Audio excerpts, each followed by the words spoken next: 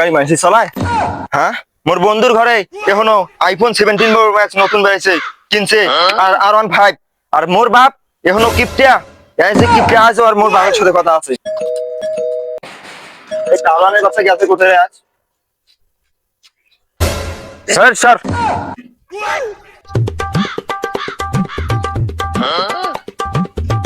বাবা বাবা, গেছে আজ কোথায় রে?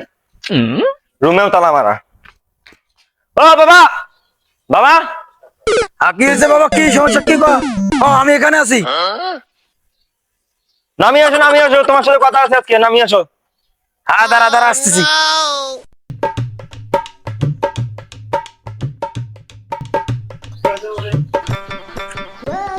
কি হয়েছে বাবা? কি সমস্যা কত? কি হয়েছে? এত রাগারাগি কেন? তা কি করে? এখানে বসো, বসো, আগে বসো। না। তোমার সাথে কথা আছে। কি হয়েছে বাবা? কত?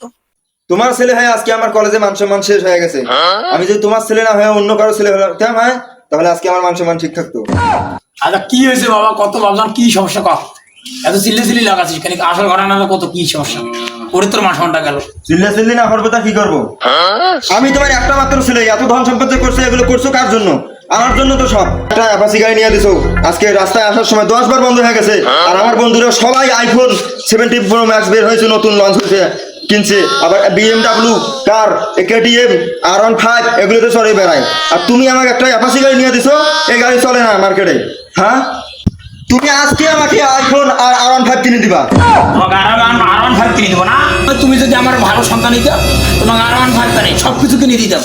কিন্তু আমি পন্থা খেয়া, ঘুরে খেয়া, কাটারের ঘুরে আরবিসির তরকারি খেয়া দেয় সন্তান ধান সম্পদ করছি। তোমাকে দিয়ে উড়িফুরি দেওয়ার জন্য ধান সম্পদ করছি। আমি বাঁচি থাকা অবস্থায় এই তোমাকে এই টাকা পয়সা ধ্বংস করে দেবো না, ধান সম্পদ তোমাকে নষ্ট করবার দেবো না। আমি বাঁচি থাকা অবস্থা তুমি এই R15 তুমি জীবনে পাবো না। যেটাকে নিতেছি ওইটাই আগে চালাও। দেখি অবশ্যই কিছু দিবে না। হ্যাঁ, এখন মা তো গেছো, এখন সবকিছুই আমার।